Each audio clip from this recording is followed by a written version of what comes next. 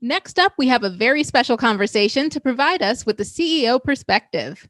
Our first CEO comes to us out of sunny Los Angeles, Bob Hart, who leads True America's growing portfolio of 43,000 units.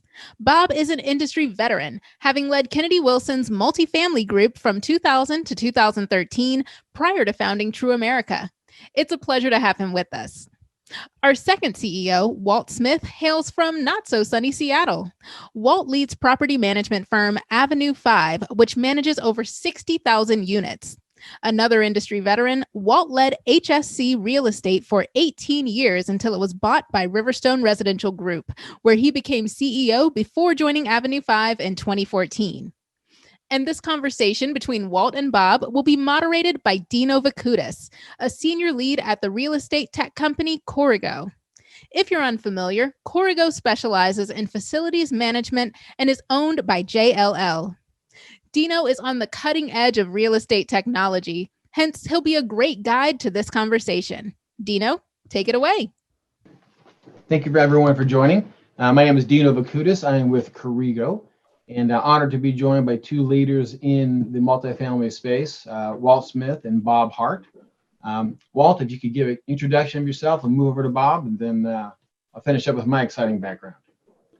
Sure. Thank you very much, Dino. It's great to be on the panel here and to be a part of your first show.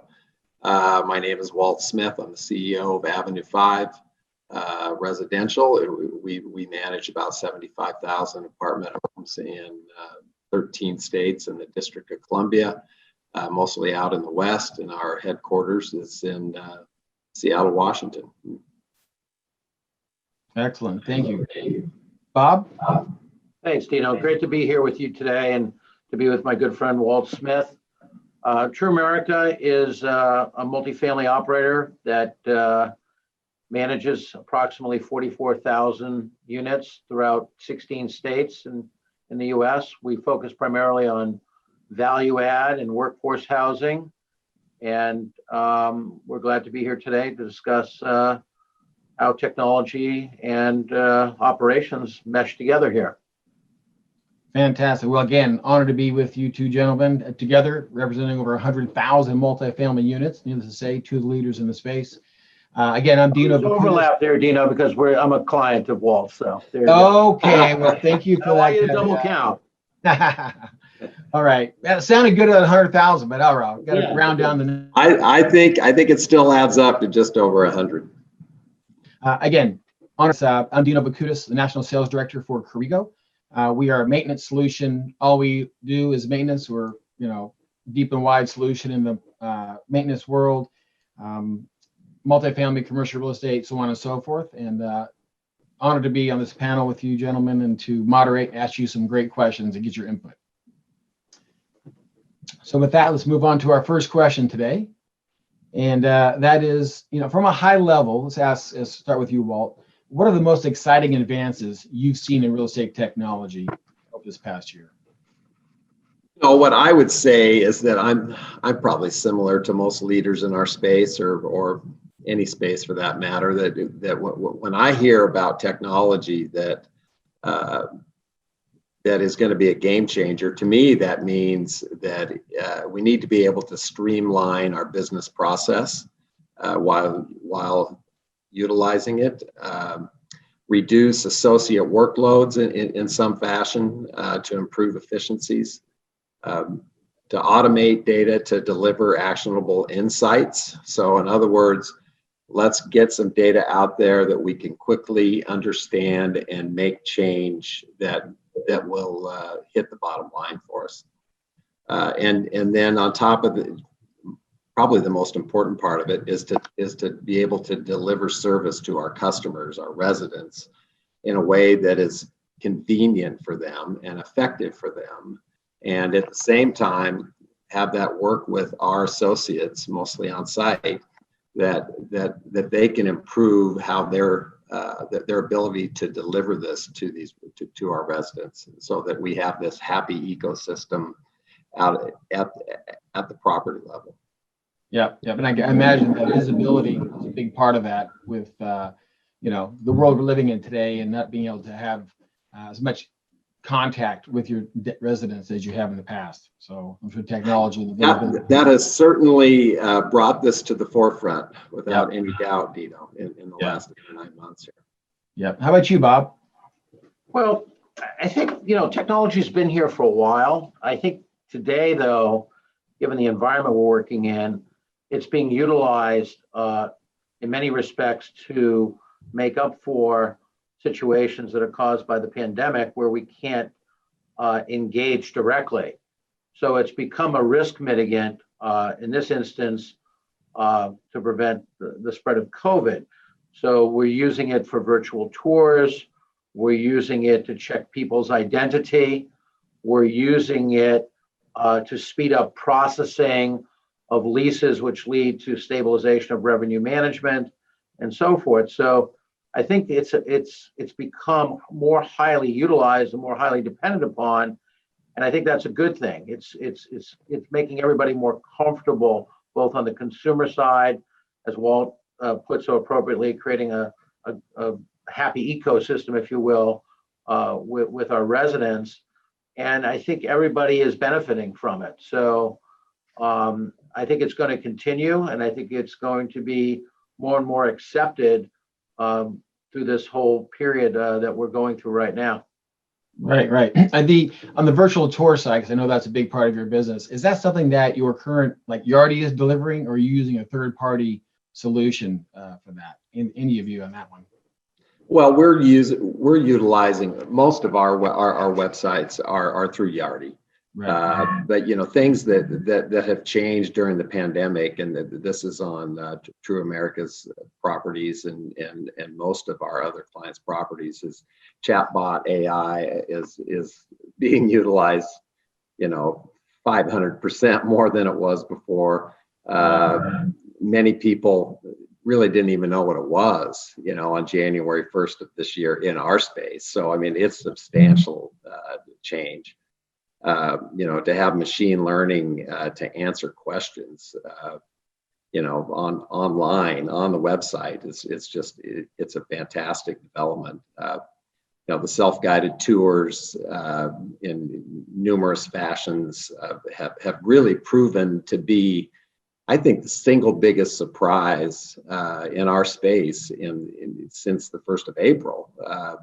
How effective they've been and how many apartments we've actually leased. Bob and I were talking back in April, and we're going, my gosh, how are we going to survive this, with our offices closed? No kidding. Doors locked. Yeah. And I think one of you mentioned in an earlier conversation that looking at some of the analytics, if somebody has been in a space where they're, doing a virtual tour, if they're in there over 10 minutes, the likelihood of them actually renting is over X%. If they're in and out, that kind of data is important, because then it allows you to go and market the best prospects directly. I gotta think. Yeah, it's a 20-minute tour in our space that we're benchmarking. Gotcha. We have substantially more success. Yeah. I also think we're living in kind of the Amazon generation here, where people can go shopping in the middle of the night. They can do the same thing shopping for apartments now. They can do a virtual tour. They can see street views. They can see all kinds of 360-degree imagery. And that allows the renter to have much more flexibility in when they want to see and look at an apartment and review it without having to make a site visit. So that's the amazing part of the use of this technology now and the advancement in virtual tours. It's a great thing.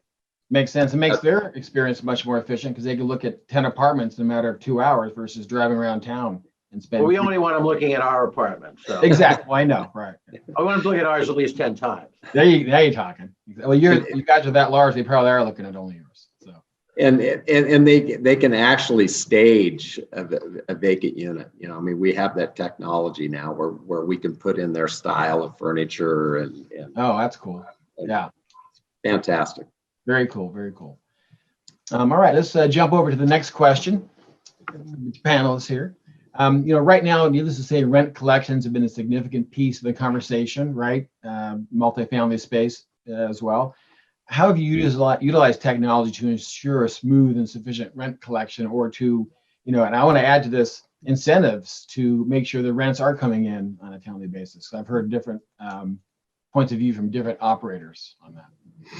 Our ability to create dashboards to measure everything that's going on in this new environment for us has really been a game changer. Utilizing our business intelligence tools, creating new dashboards where we can see which properties are collecting strongly and which ones aren't.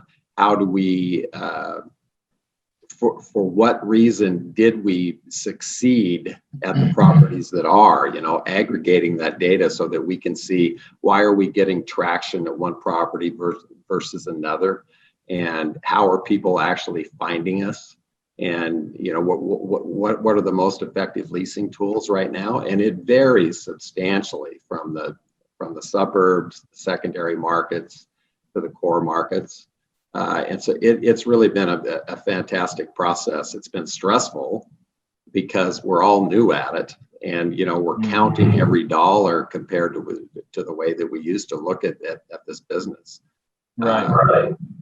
So that I would say dashboarding and real time data, that comes in every morning, and we can slice and dice that data, and for the Bob Harts of the world to be able to see that data in a real time fashion, it's just completely different than what we've experienced in the past.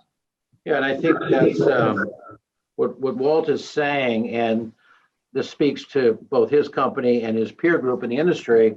If you really look back to March and April, when everybody had to really rely on data, the sharing of data, the amalgamation of data as an industry, not just what's True America doing or what is Avenue 5 doing. It's really what's the industry doing, and being able to amalgamate that data both at a regional level, a national level, and then measure your own results, really is a testament to the use of software and being able to read data quickly and share it, and mix, types of units, types of locations, so forth and so on.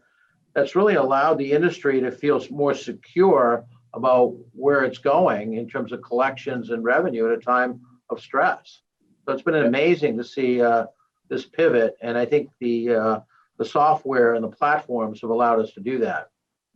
Have you been offering unique incentives to get that rent on time? I've spoken to clients of ours that have said, well, that first rent payment that was due, I think in April or March, the one that everyone was worried about, and they offered incentives like, if you pay on time, then we're going to give you X% discount. They varied the discount, and they tested different things to see what worked best. And they had some buildings where they didn't even offer a discount, and it was substantial difference when they did offer like a 10% discount as example for timely payment, that the rent collections were 95% plus. Because it's not that the rent payment's going to go away; they're going to have to pay it eventually, right? So, did you guys offer any incentives like that worked, or some of that did not work? Well, I mean, we have numerous payment plan options out there that are very consumer friendly. Because I wouldn't say that we've had a substantial number of discounts in regards to it. The reality is, in the market right now, there are discounts available already because many of these markets are they're not. It's no longer a landlord's market, so there's a lot of incentives out there already just built into the leasing program. Yeah, especially. Yes.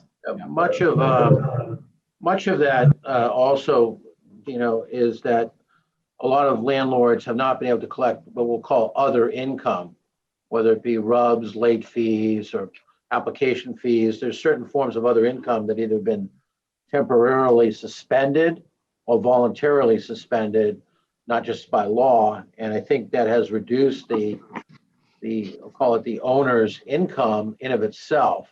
And then, of course, there's the collection aspect with Walt's mentioned, which is the payment plans and the deferral of rent. In some cases where people have chosen to move, many landlords have basically taken the keys in lieu of cash. So Right. I think everybody's developed a high level of flexibility.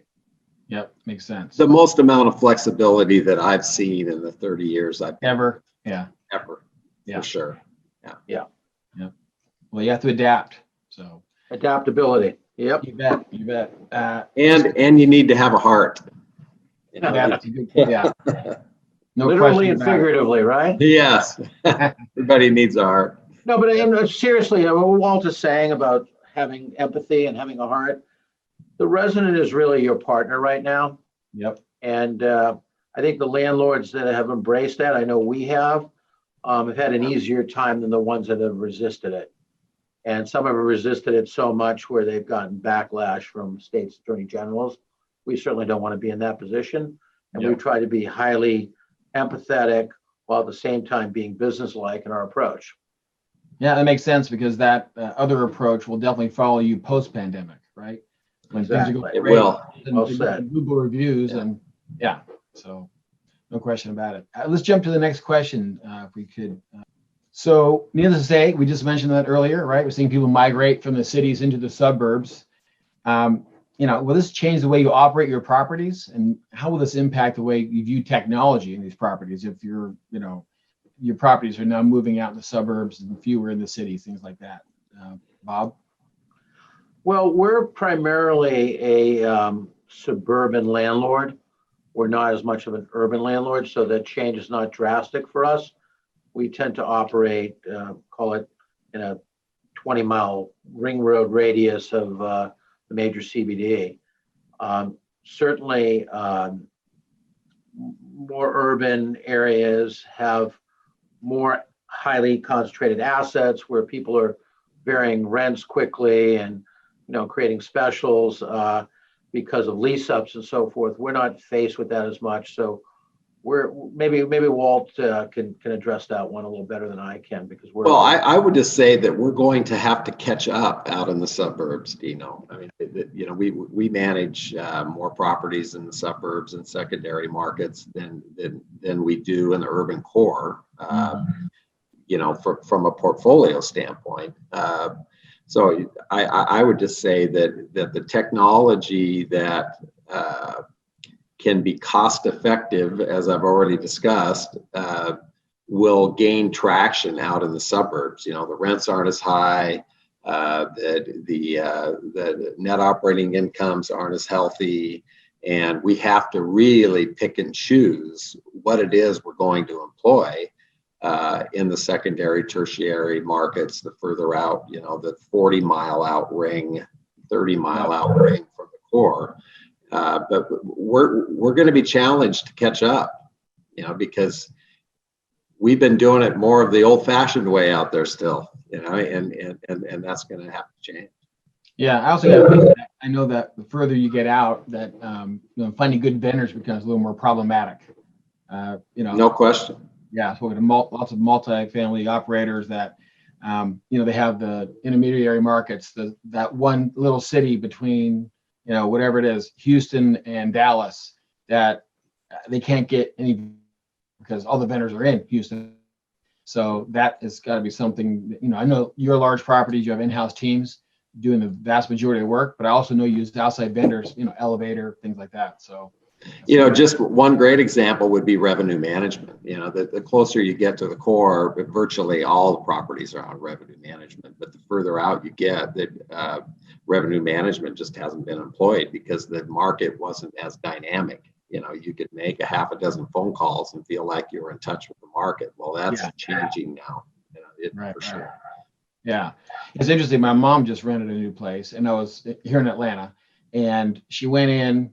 They gave her a 48-hour contract, and she went in 3 days later, and in 3 days the rent had gone up from 1,032 to 1,200 or whatever. It's like, how's it even happen? So obviously we're using a lot of analytics in real time to drive price. So. Well, I hope you tried to intercede and negotiate for her for a better deal. Yeah, we found her a new building. So. Excellent, Dino. Yep. My mom's 78. Come on, right? You can't do that to a 78-year-old lady with a walker, for crying out loud. So, but anyway, yeah, we got her a great place. Anyways, let's jump on to the next question if we could. Thank you. So how are you seeing, technology impact due diligence? And obviously due diligence is primarily about doing an inspection and looking at the numbers, but also taking a look at some of the data, like maintenance data for that building. What are you guys using to look at that historical data as part of your due diligence process? Well, I think there's no substitute for just reviewing files and looking at data, but I think in terms of technology, in terms of due diligence, and even when you already own a property, in terms of maintenance, we're using drones now. So we're using drone technology to help us assess, conditions of roofs and decks and things, so we can get visuals on things faster when we're not visiting a property. We're also using it not just in maintenance, but when you're providing an overview to your investors who can't necessarily be at the property. The technology, whether it's FaceTime or drones, have come in very, very handy to bridge the distance that people can't necessarily visit right now because of health concerns. Yeah, we've actually performed due diligence for our clients 30 times during the pandemic, and 20 of them have been entirely virtual, which is that's a completely new concept to us and to obviously to our client who's buying the property. Right.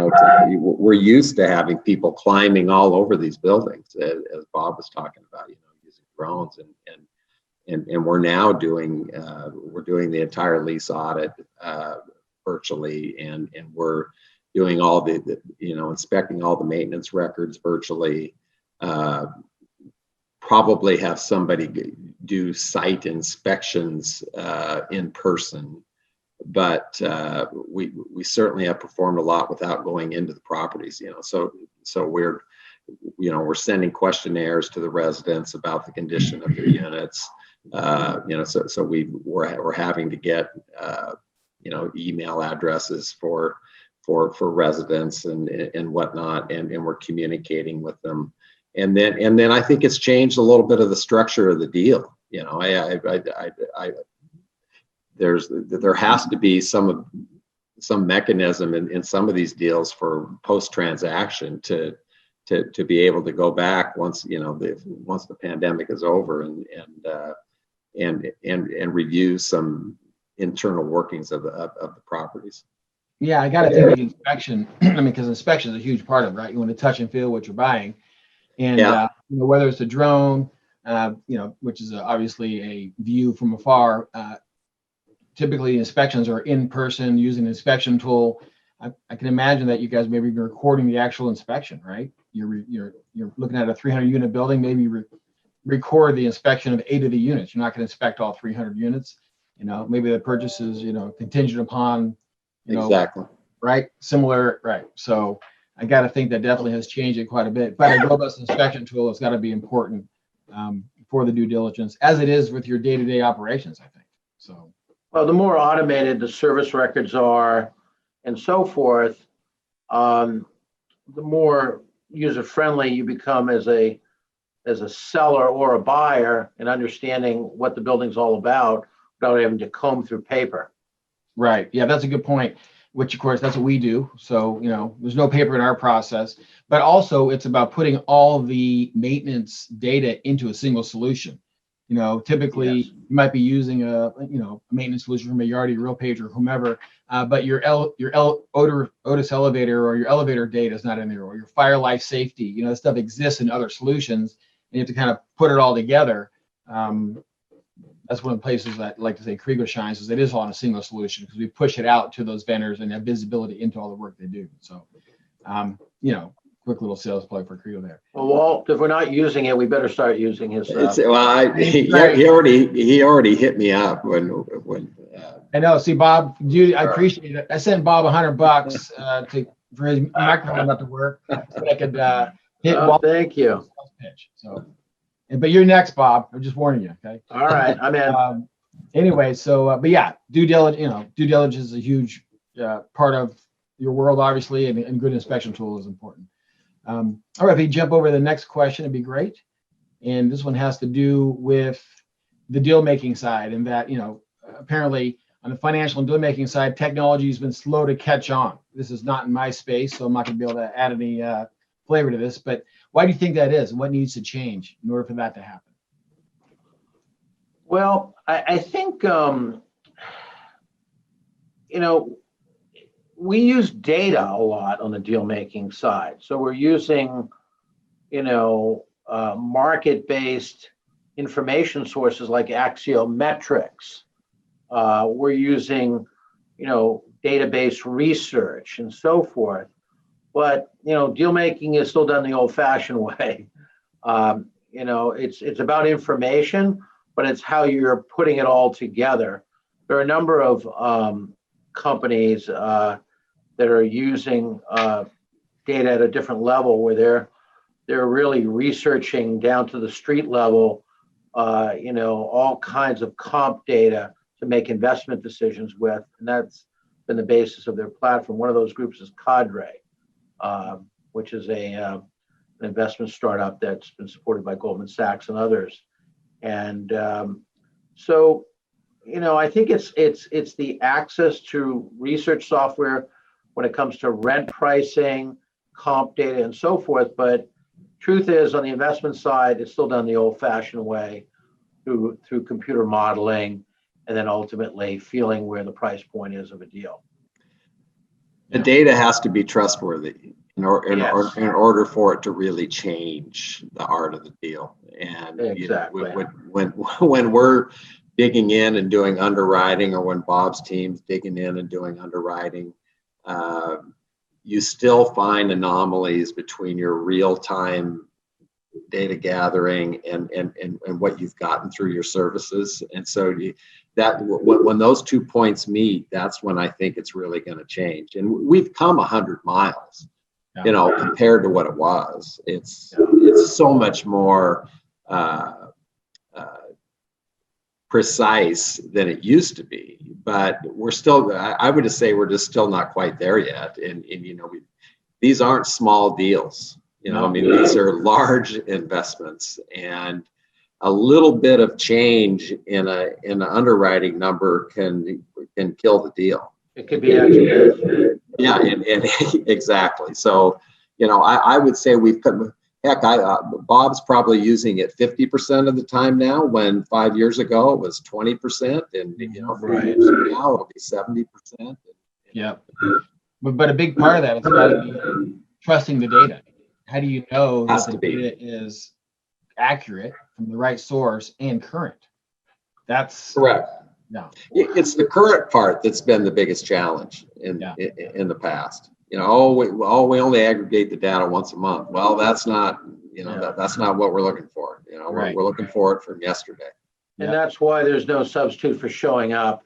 You really have to do the field work to support your data findings, because things change in a minute with LRO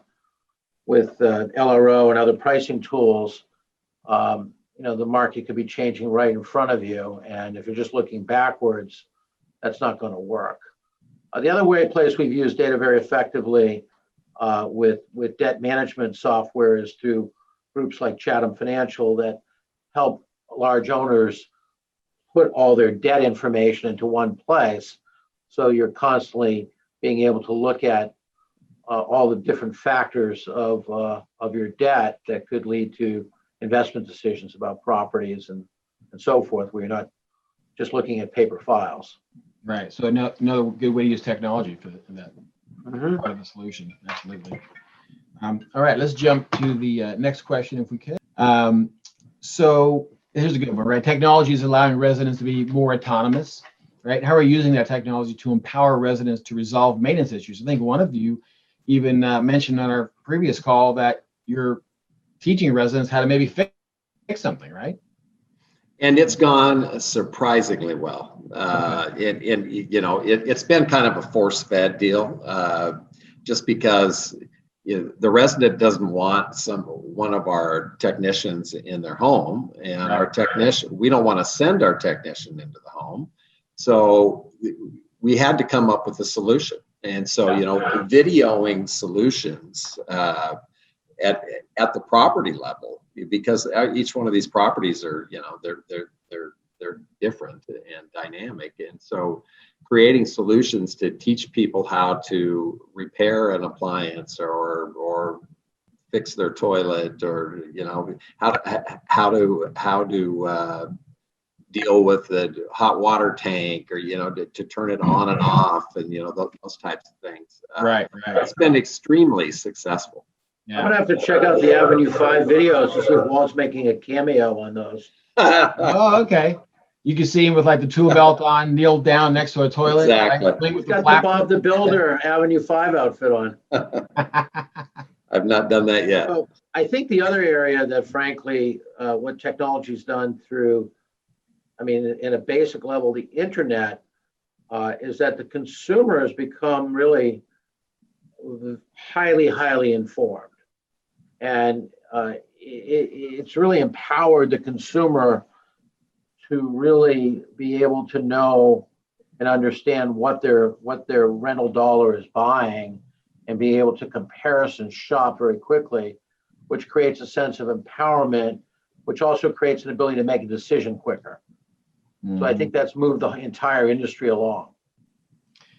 Yeah, it makes a lot of sense. So I'm curious, Walt, when one of your residents fixes the toilet, do you like reduce their rent by $12 that month, or? We're not. No. Well, let me ask you this: when the resident sends you the maintenance request, does your software say, "Hang on a second, try this before you call us"? Like maybe, hey, here's a video on how to reset your thermostat before we send a guy out there? So we certainly are queuing them on a regular basis that these videos are available. Okay. I can't say that we have the technology that is going to intervene and just tell them as they send in the work order. But I might know somebody who could do that for you. I assume that's what the leading question was about. How about you, Bob? Are you on your properties? Are you also having some of your tenants, having them coach them through making some repairs on their own?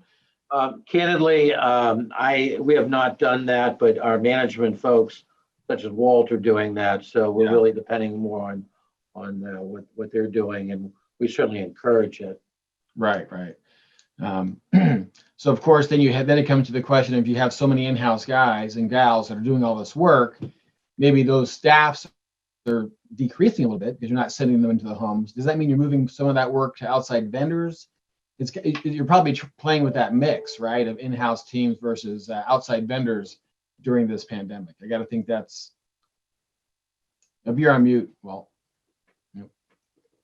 Sorry about that. Utilizing outside vendors during this process, during the pandemic, it's become more difficult than more difficult. Well, if you're talking about having somebody go into an apartment home, yes, right. We're not. Yeah, we're doing very little of that. But has it helped us already do some streamlining? Yes, it has. What is it going to be like post-vaccine? I can't tell you for sure. But there's no question that many things, and this will probably be one of them, it's going to be a trend that's going to continue. And we anticipate that it's going to we will experience some savings out of it. Yeah, I think as Walt said, I think it's going to continue. I think the landlord that doesn't embrace the technology of virtual leasing and self-guided tours is probably going to get left behind. Yeah, because I think people are going to become more and more comfortable with that. Again, there's no substitution for showing up, but having the option provides a lot of autonomy and freedom. Yeah, also probably depends on who your target, right? If you're workforce, probably less technology. If you're renting to millennials, probably more technology driven. So correct. Yeah, definitely tenants see technology as added value, right? Almost an amenity. Like I want a pool and I want automatic locks or whatever. So definitely seeing that moving forward. I think we have one last question. About 5 minutes to go, I believe. So technology is finally catching up to real estate, and it's evolving quickly. how durable do you think these changes are going to be? So that's kind of the same thing we just talked about, right? Some of these changes are going to outlive the pandemic, and maybe some will not. What I like to ask is, of all these technologies you've seen emerge over this past year, what's the one technology that you're most excited about that you think will have legs going forward post-pandemic? I would just say that first of all, that as I've mentioned a time or two, I think that these technologies will have legs if we can quantify what it does to our bottom line. Right. And because if we can underwrite, or if Bob's acquisition team can underwrite a certain amount of savings, if you make an investment in X, and what does that do to a 7-year hold of an apartment building? Those are the technologies that are really going to gain the legs. And I would say that the single most popular event that has happened during the pandemic is the self-guided tour. It's been surprising how people like the ability, and that's with, you're going to need a different lock system and those types of things, is to give them a tour path so that they can do this tour path on their own and spend the time looking at the things that they want to, and then have the ability to interact with our people either during it or after their tour. And they walk away from the experience, if it's done well, with a very positive attitude about their experience. And if we can create that over the long haul and actually see the savings from the investments into the technology, then I think it's here to stay.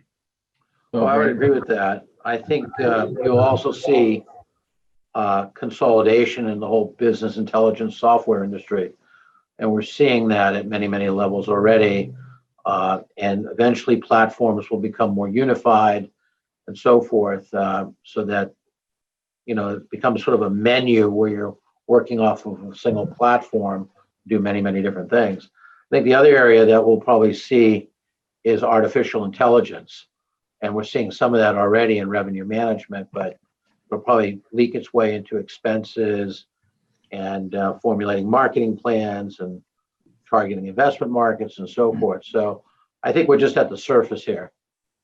Yeah, and the chatbot AI is a great example of that. I also think that the whole concept of the Internet of Things, the IoT, where smart technology is going to be wired into a property, and we can manage our spend based upon forward thinking, not what happened last month, and cost effectively plan for the maintenance of a large property through technology. I think that it is the thing of the future. It's going to take a while because the investments are fairly significant. Yeah. But the more we can do that and make those investments up front, then I think you really have a more cost-effective maintenance operation. Right. And I'm hopeful that we'll be seeing that. Yep, you bet. And like you say, all these different technologies you're talking about, it's really all about, we like to call it the tech stack, right? All the different technologies you blend together into your single platform that best suits your business. And we're definitely seeing that as a future in the technology and the real estate space. So with that, I think we're about done. And again, thank you, gentlemen, for your time and your insights. We really appreciate it. And I appreciate the time I've been able to spend with you guys today. Thank you, Dino. Thank you, Walt. Thank you, Dino. Thanks, Bob. As always, a pleasure. Yep. Thank you. Thank you, guys. Pleasure to meet you. All right. Okay. Bye-bye. Bye-bye. Take care. What a great session. Thank you, Bob, Walt, and Dino. That's it for today's general session. I hope you found it as interesting as I did.